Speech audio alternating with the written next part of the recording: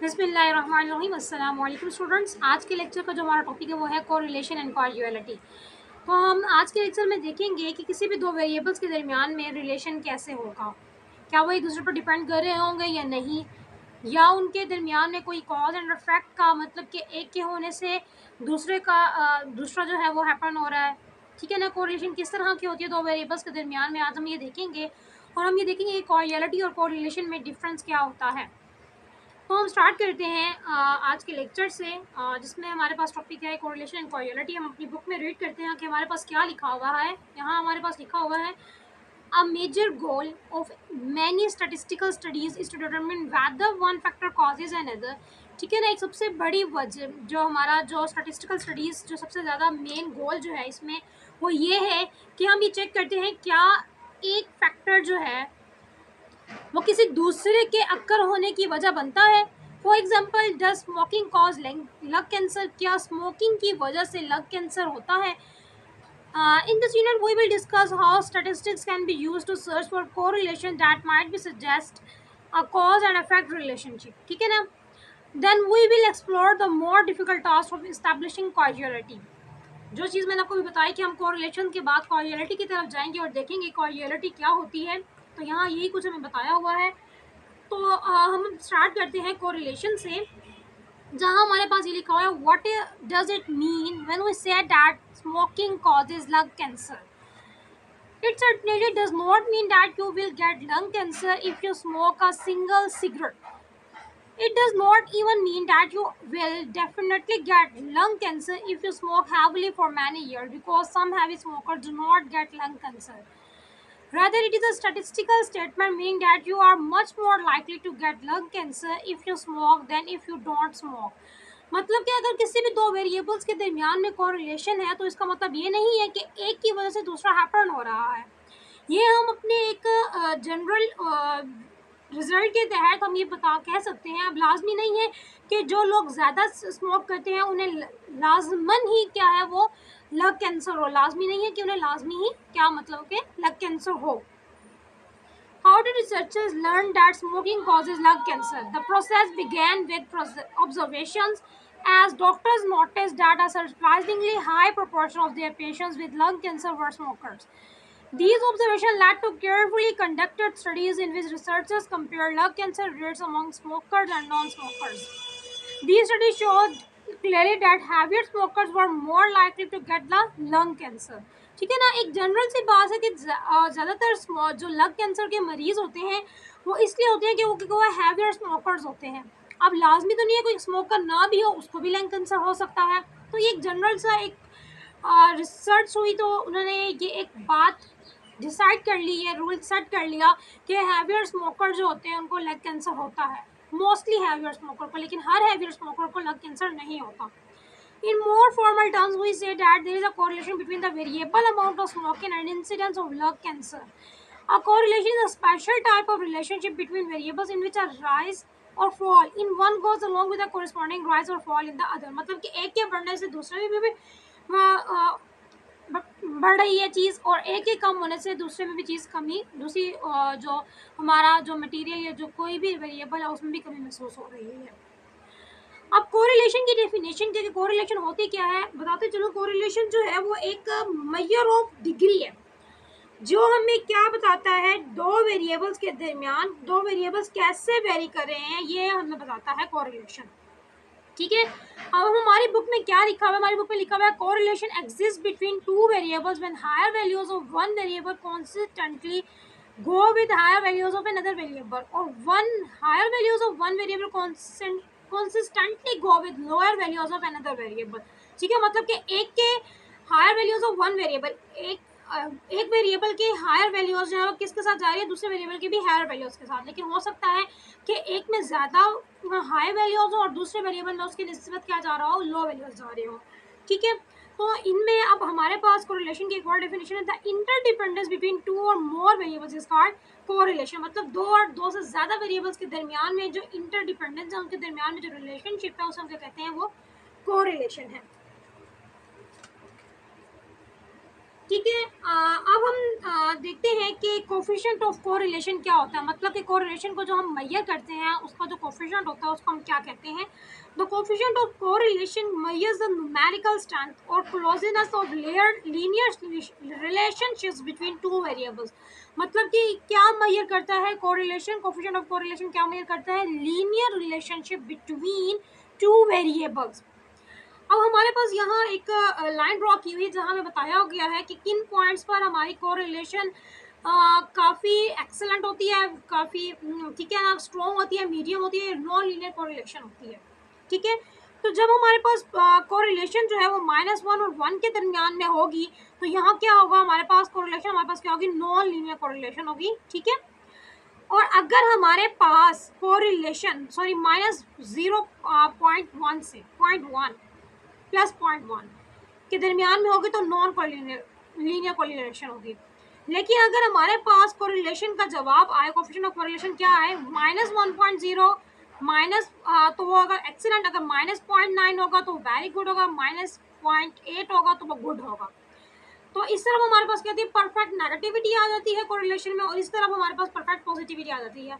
और positive correlation strong कब होगा, जब हमारे पास 0.8 पॉजिटिव कोरिलेशन आएगा, और मीडियम कब होगा, जब 0.5 पॉजिटिव आएगा। तो ये पॉइंट्स आप लोगों ने याद करने हैं, अपने जहन में रखने हैं कि किन पॉइंट्स पर हमारे पास कोरिलेशन नेगेटिव होता है और किन पॉइंट्स पर पॉजिटिव होता है और किन पॉइंट्स पर नॉन कोरिलेशन होता है।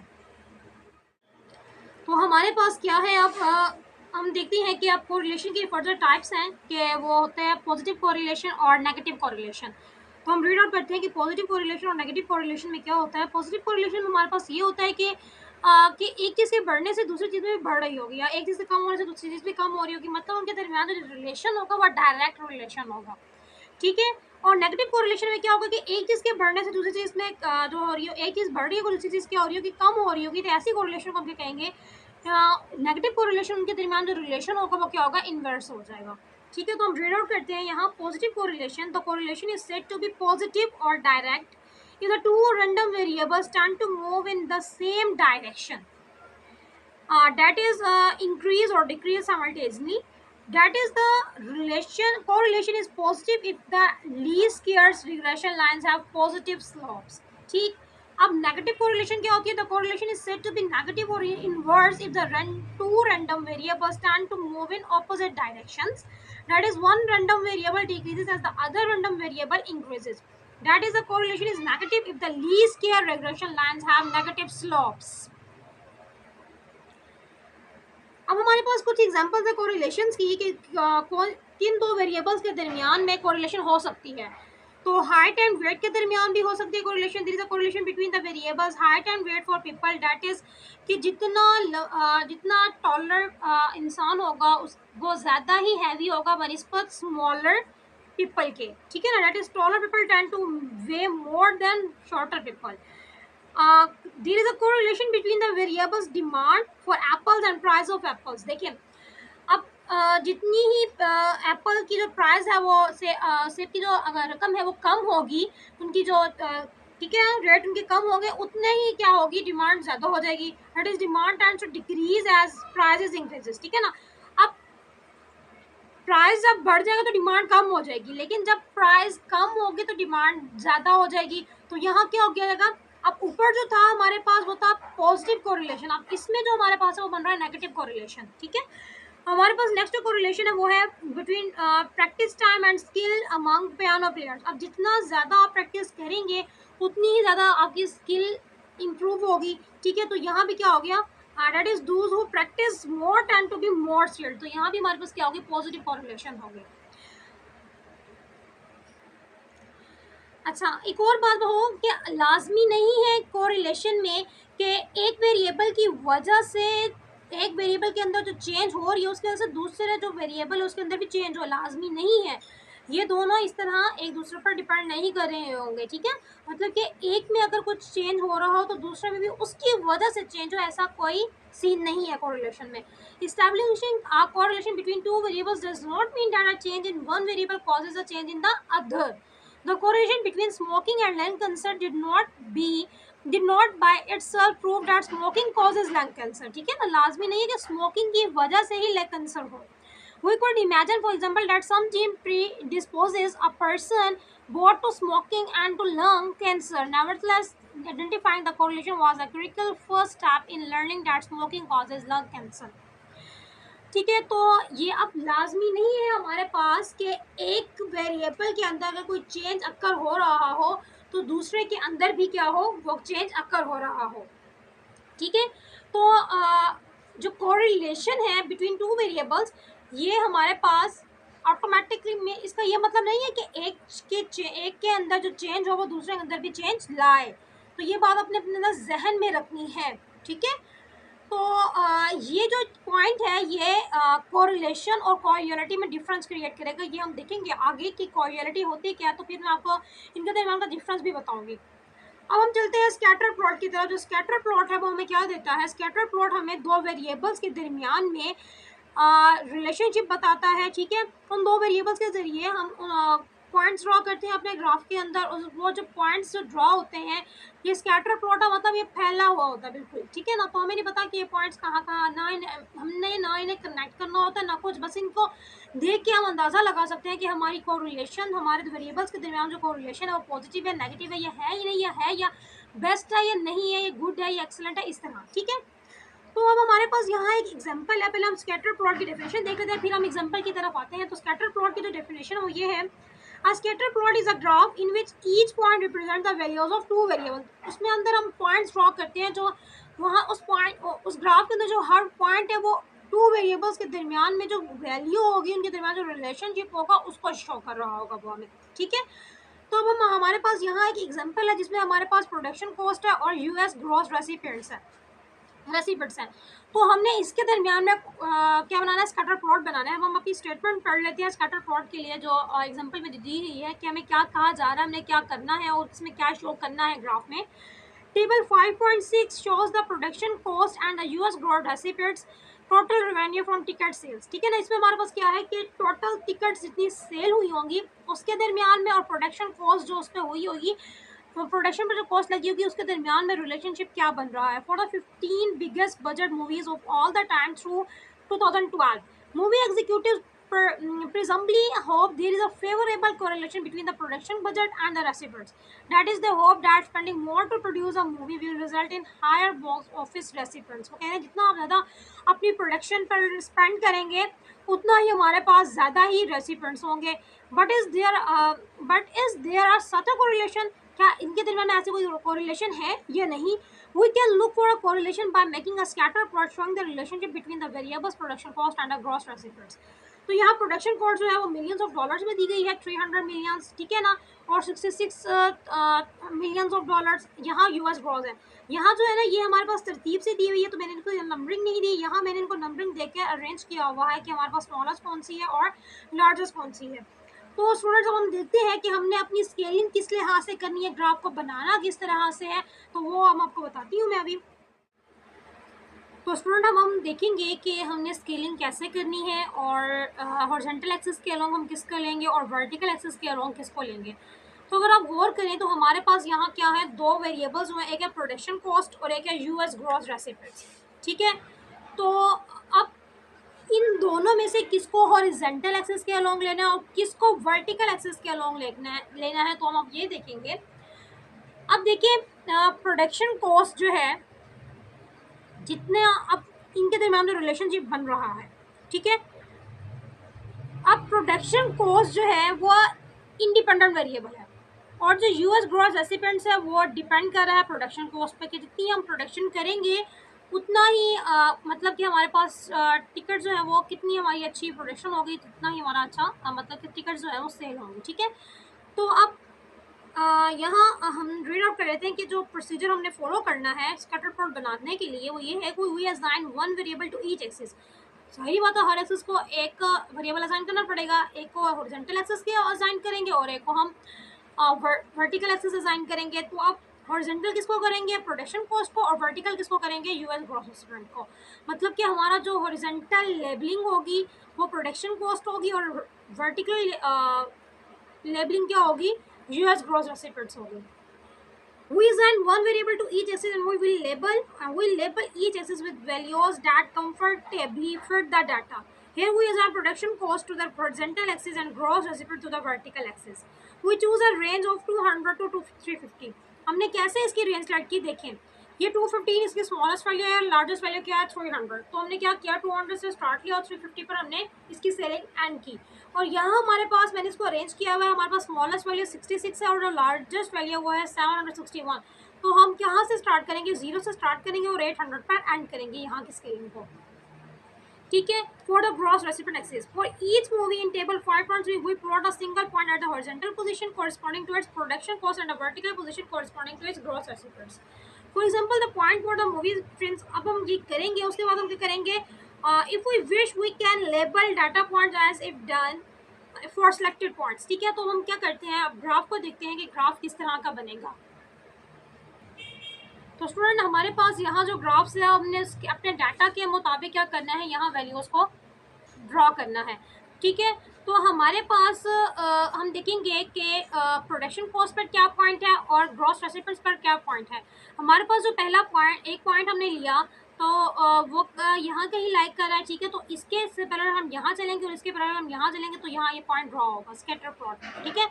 तो इसी तरह हम सारे पॉइंट्स ड्रॉ करेंगे। अब देखिए अगर आप इन पॉइंट्स पर गौर करें तो ये पॉइंट्स हमें कुछ नहीं बता रहे, मतलब कि कोई ऊपर जा रहा है, कोई नीचे आ रहा है, कोई सिनेरियो इसमें हमें नज़र नहीं आ रहा, ठीक है। कि कोई एक्चुअल हमें कुछ भी सही से नज़र नहीं आ रहा। तो अब ये जो है इससे हमें ये जाहिर हो रहा है कि इसके इन दो वेरिएबल्स के दरमियान कोई भी कोरिलेशन नहीं है, ठीक, कोई भी कोरिलेशन इन दोनों के दरमियान नहीं है।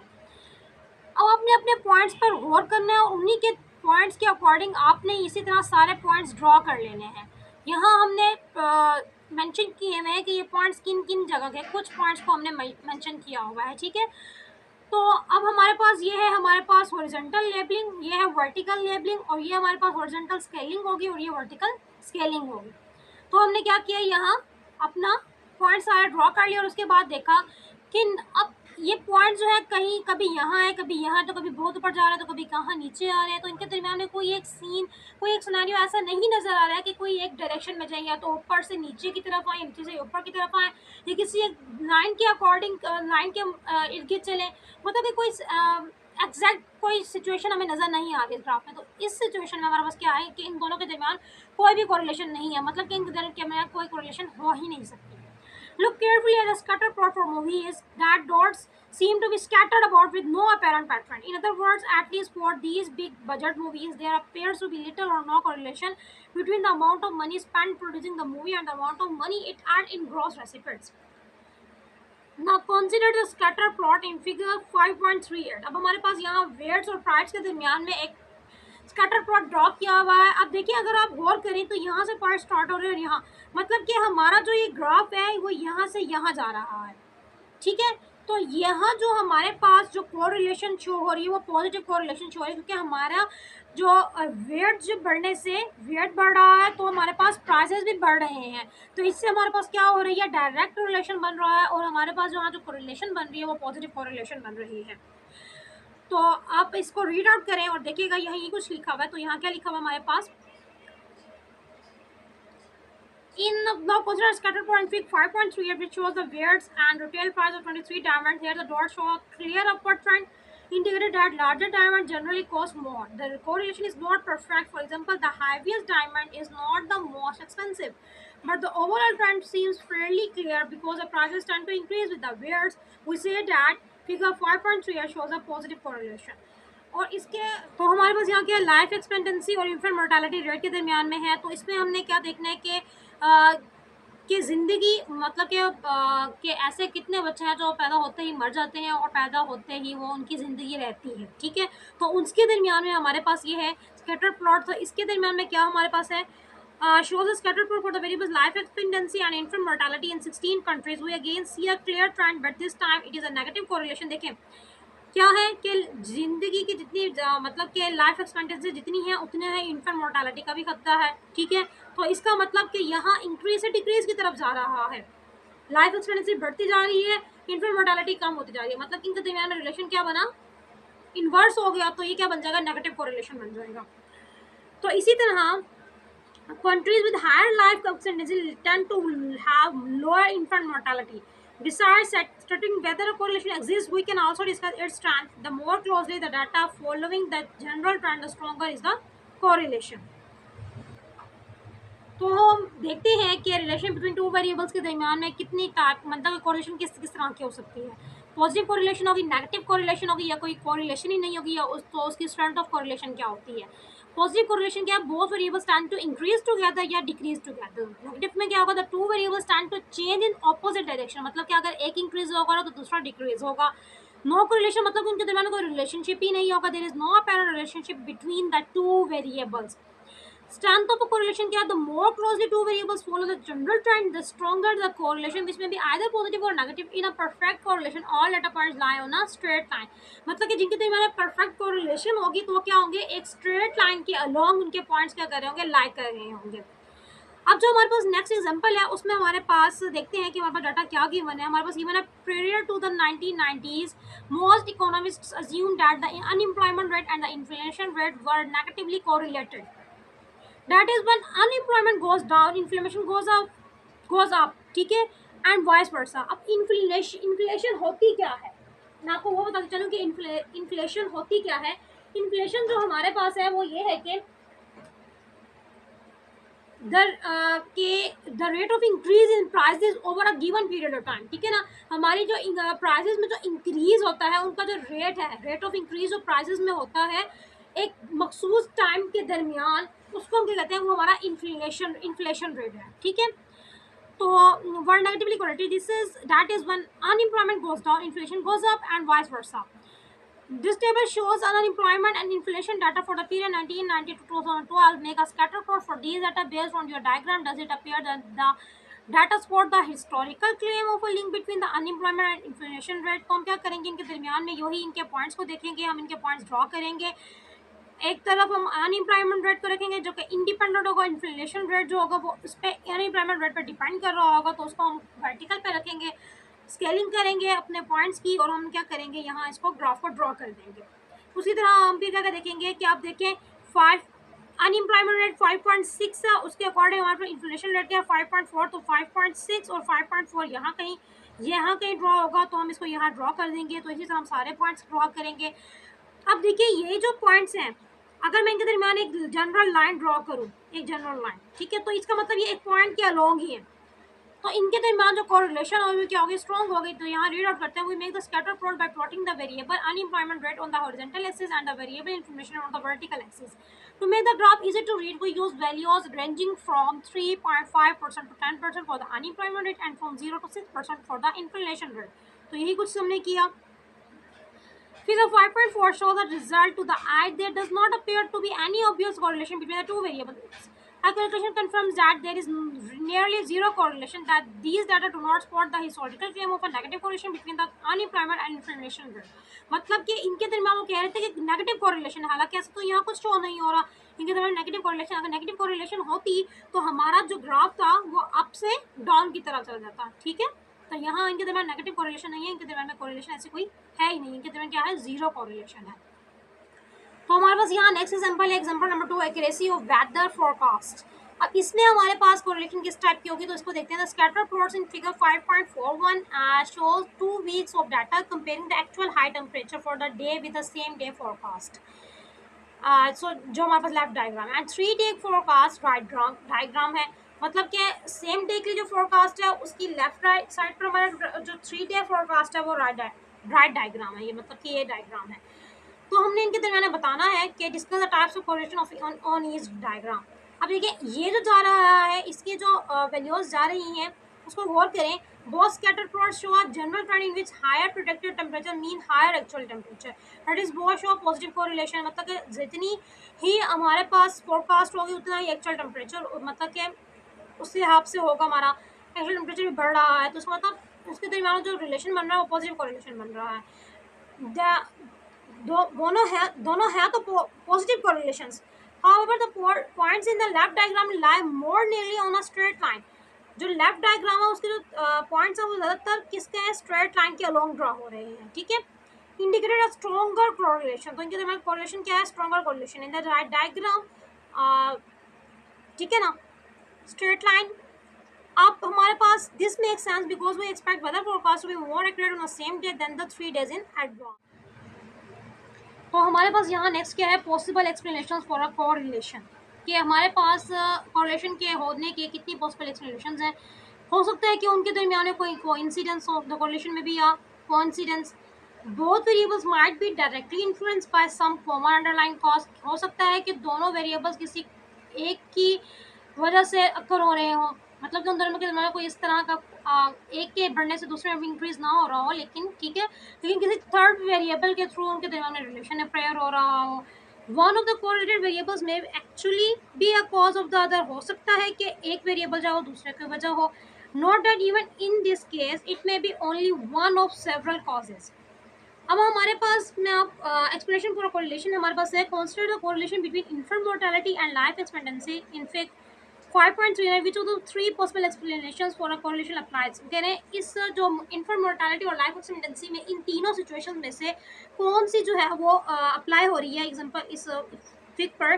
तो यहाँ जो अप्लाई हो रही है वो क्योंकि negative correlation between infant mortality and life expectancy था, is providing example of a common underlying cause. इनके दरमियान जो कॉज है वो कॉमन है, मतलब कि both variables depend on underlying variable that we might call quality of health, कि जितनी ही ज़्यादा अच्छी उनकी क्वालिटी ऑफ हेल्थ होगी, ठीक है ना, तो उतना ही क्या होगा, इंसान की जिंदा रहने की जो प्रोपोर्शन होगी वो ज़्यादा होगी और इनका मेंटालिटी रेट उतना ही कम होगा।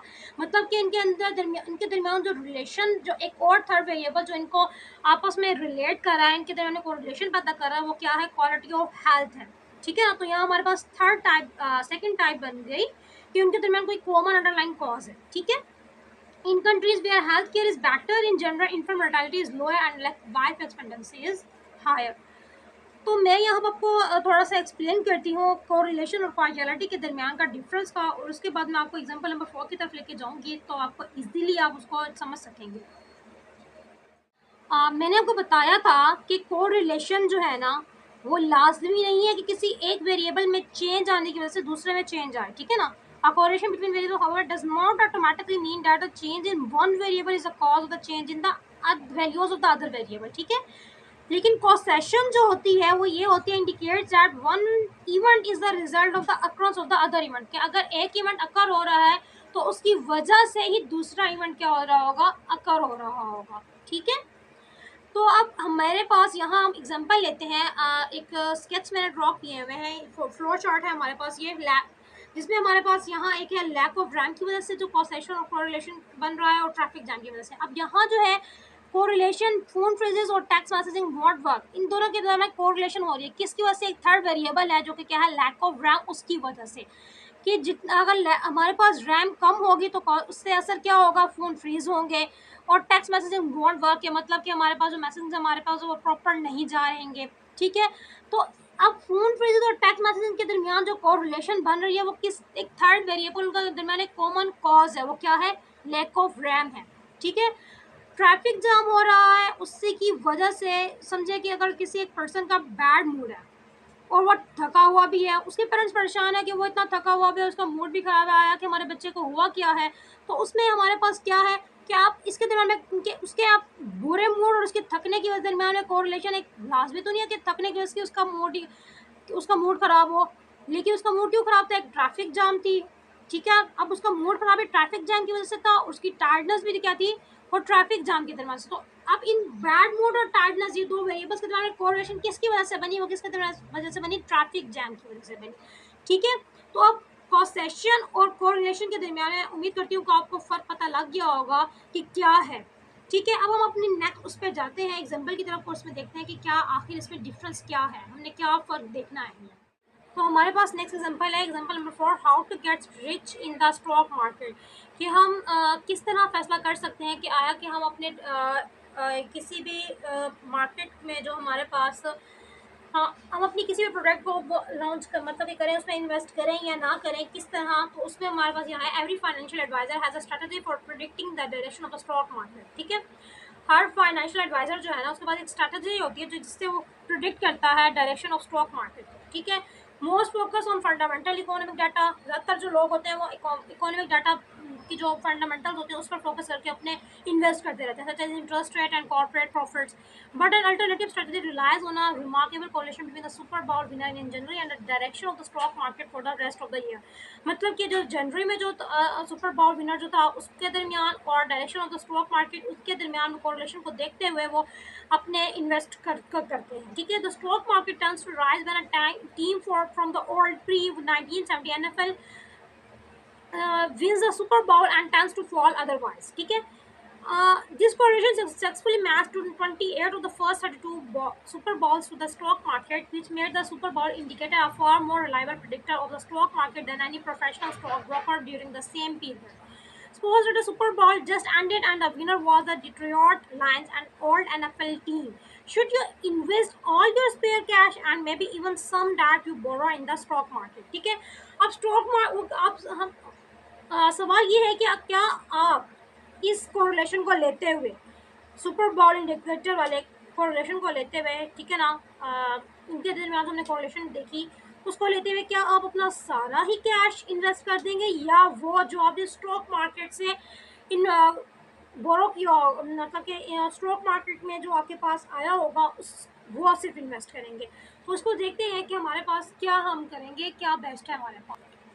तो हमारे पास यहाँ क्या है, based on the reported correlation you might be tempted to invest because हम क्या करेंगे, इन्वेस्ट करेंगे, ठीक है। Because the old NFL winner suggest a rising stock market over the rest of the year, ठीक है। तो इससे क्या होगा, हमारी जो स्टॉक मार्केट है उससे राइजिंग हो रही है तो हम क्या करेंगे, however this is number would make sense only if you believe that the Super Bowl result actually causes the stock market to move in a particular direction। ये आप इन्वेस्टमेंट कब करेंगे, जब आपको ये लगेगा कि जो सुपर बाउल रिजल्ट है वो वाकई ही वजह बन रहा है स्टॉक मार्केट के एक अच्छे एक पार्टिकुलर डायरेक्शन में मूव करने की, ठीक है। दिस बिलीव इज क्लियरली पोस्टीरियस, मतलब कि एक अहम कहना सोच है, ये यकीन है। And a correlation is undoubtedly a coincidence, कि जो कोरिलेशन है लाजमी तो ये हो सकता है कि ये एक कोइंसिडेंस हो। If you are going to invest don't base your investment on this correlation, कि हमें इस बेस के मुताबिक अपनी इन्वेस्टमेंट इस पर नहीं करनी चाहिए इस कोरिलेशन को देखते हुए, ठीक है। जो हमने कोरिलेशन जो हमने सुपर बाउल और स्टॉक मार्केट के दरमियान जो कोरिलेशन दी थी उसको उनके दरमियान में जो कोरिलेशन है उस बेस पर हमने अपने आप हमें इन्वेस्ट नहीं करना चाहिए, क्योंकि ये एक प्रीपोस्टीरियस बिलीफ है। हमारे पास नेक्स्ट क्या है, इस्टेब्लिशिंग कॉजियलिटी, कि हम इस्टेब्लिश कैसे करें कॉजियलिटी किसी भी दो के मतलब कि दो वेरिएबल्स के दरमियान कॉजियलिटी कैसे इस्टेब्लिश हो सकती है, कि हमें कैसे पता लगेगा कि इनके दरमियान में एक के होने से दूसरे पे असर हो रहा है। Suppose you have discover a correlation and suspect causality, और आपने वहाँ कॉजियलिटी सस्पेक्ट कर लिया।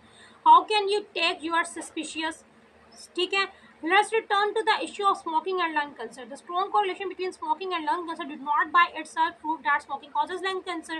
ठीक है। In principle, we could have looked for proof with a control experiment, but such an experiment would be unethical because it would require forcing a group of randomly selecting people to smoke cigarette. इसके लिए हम क्या करेंगे, हम randomly selected people को लेंगे जो कि smoke करते होंगे। So how was smoking established as a cause of lung cancer, तो इससे हमें पता लगेगा कि क्या वाकई ही जो स्मोकिंग है वो कॉज करती है लंग कैंसर को। The answer involves several lines of evidence. First, researchers found correlation between smoking and lung cancer among many groups of people, women, men and people of different races and cultures.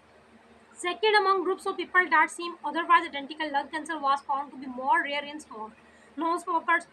एक है कि जो ज़्यादातर smoke करते हैं women, man और people of different races and cultures, तो उनके दरमियान में होगी एक कोरिलेशन, ठीक है। और एक कोरिलेशन होगी जो कि स्मोक नहीं करते लेकिन फिर भी उन्हें लंग कैंसर हो गया। Third, people who smoke more and more for long period of time were found to heavier rates of lung cancer, ठीक है। फोर्थ क्या होगी, when researchers accounted for other potential causes of lung cancer, कोई और वजह होगी उनके lung cancer होने की, such as exposure to radon gas और asbestos, they found that almost all the remaining lung cancer cases occurred among smokers. These four lines of evidence made a strong case, but still did not rule out the possibility that some other factors such as genetics predisposes people both to smoking and to lung cancer. However, two additional lines of evidence made this possibility highly unlikely. One line of evidence came from animal experiments. In controlled experiment, animals were divided into randomly chosen treatment and long control groups. The experiment still found a correlation between inhalation of cigarette smoke and lung cancer, कि मतलब जो inhale होती है, जो cigarette जो करते हैं smoke, cigarette smoke को जो इनहेल करते हैं और जो उनके दौरान में लंग कैंसर होता है, ठीक है, which seems to rule out a genetic factor, at least in the animals. The final line of the evidence came from biologists studying cells culture, that is, small samples of human lung tissue. The biologists discovered the basic process by which ingredients in cigarette smoke can create cancer-causing mutations. This process does not appear to depend in any way on specific genetic factors, making it all but certain that lung cancer is caused by smoking and not by any pre-existing genetic factor. The fact that second-hand smoke exposure is also associated with lung cancer further argues against a genetic factor, because second-hand smoke affects non-smokers, but is consistent with the idea that ingredients in cigarette smoke create cancer-causing mutations. The following both summarize these ideas about establishing causing causality. Generally speaking, the case for causality is stronger when more of these guidelines are met. अब guidelines क्या है हमारे पास है, if you suspect that a particle variable is causing some fact, कि एक particle variable cause कर रहा है किसी इफेक्ट को, ठीक है, look for situation which the effect is correlated with the suspected cause. हमने वो सिचुएशन देखनी है जिसमें इफेक्ट हो रहा हो correlation with the suspected cause even while other factors vary, ठीक है, कि दूसरे फैक्टर को वैरी हो। सेकेंड हमारे पास है among groups that differ only in the presence और एब्सेंस ऑफ सस्पेक्टेड कॉज, ठीक है, कि ग्रुप्स के दरमियान में that differ only in the presence और एब्सेंस ऑफ सस्पेक्टेड कॉज, जो सस्पेक्टेड कॉज के एब्सेंस है उसके प्रेजेंस में, check that the effect is similarly present और एब्सेंस, क्या वाकई उसका जो इफेक्ट है वो प्रेजेंट है या एब्सेंट है, ठीक है ना।